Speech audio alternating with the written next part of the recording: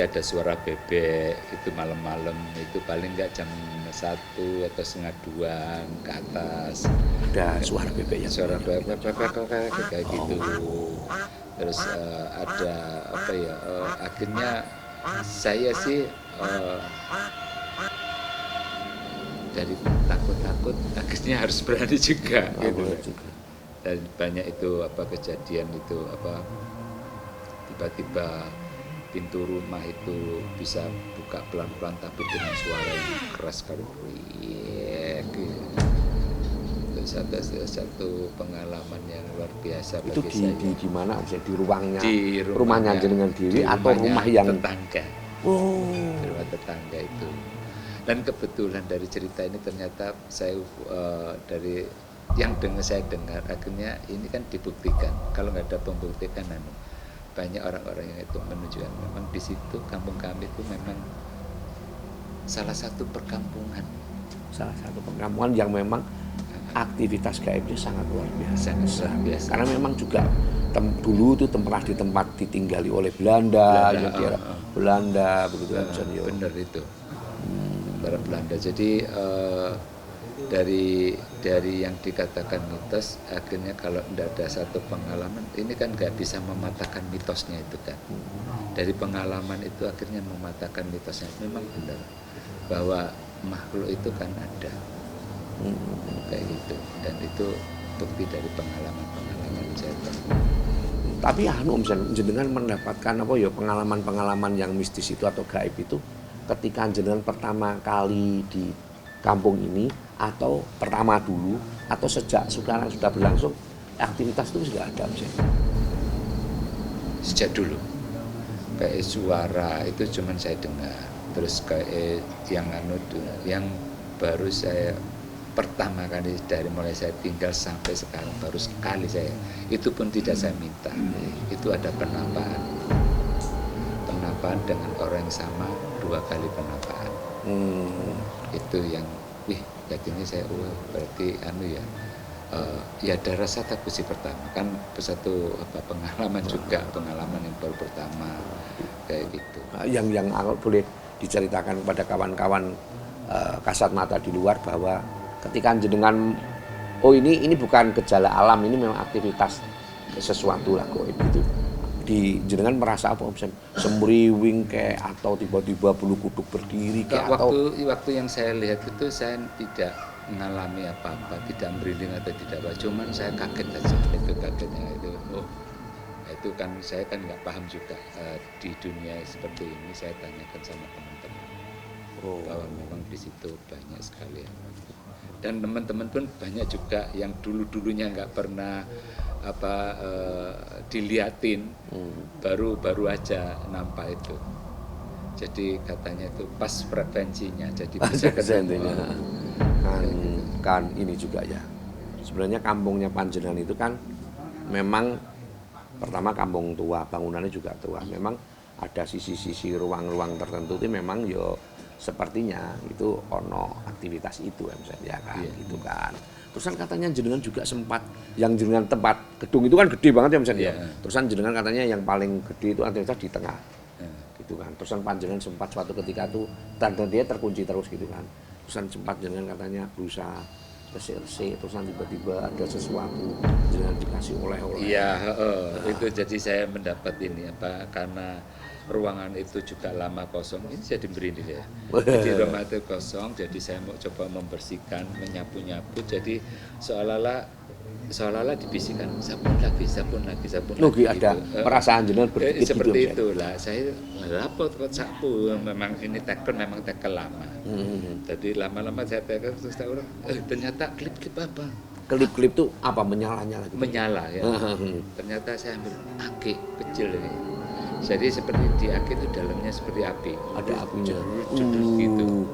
Terus saya juga nggak paham kan itu kan akhirnya saya tanyakan terus akhirnya nggak tahu ada satu diamnya kelebihan tanah bisa ini tadi terus akhirnya seluruhnya hilang.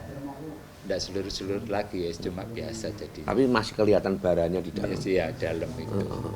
Sampai aku pegang karena aku nggak suka ake, akhirnya tak kasihkan kakakku.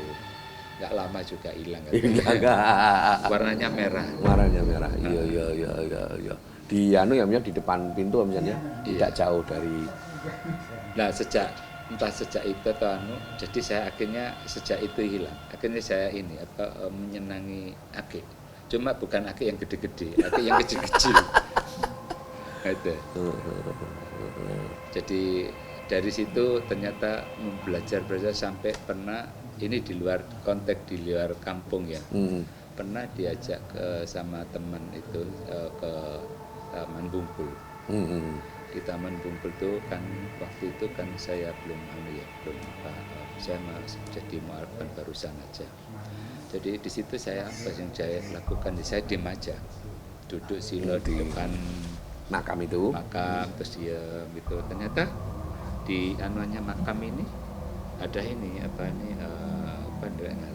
tasbih itu protolan, jadi tiga butir.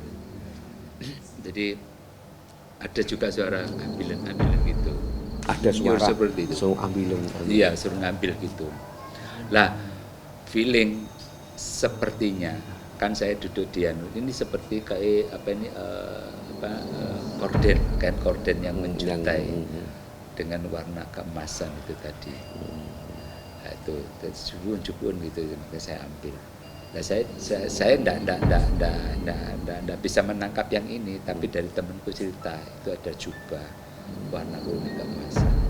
Itu jadi satu pengalaman anuan saya juga, salah satu jadi pengalaman juga. Di Taman Bungkul itu di satu pasarean, di satu pasarean. Nah, pasarean menurut cerita dia adalah satu pasarean wali ya, iya wali ya. Nah, kan gitu ya. Iya. Terus bisa diceritakan kok detik-detik jenengan kok iso nemu itu apa ya bener?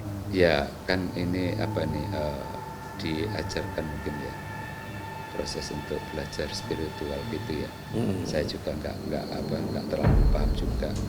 Oke, kan namanya juga istilahnya berusaha, karena ini tersekaligus juga masalahnya juga.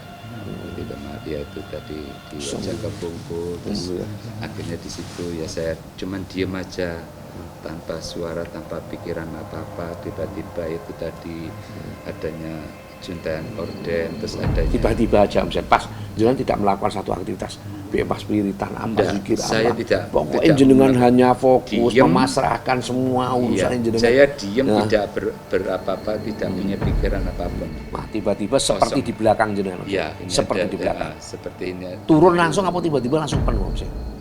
Ya tiba-tiba saya tahu ini udah mesti ada gitu. Ya. Nah, terus ya tiba-tiba ada satu suara. Ya, suara itu yang membisiki telinganya panjenengan.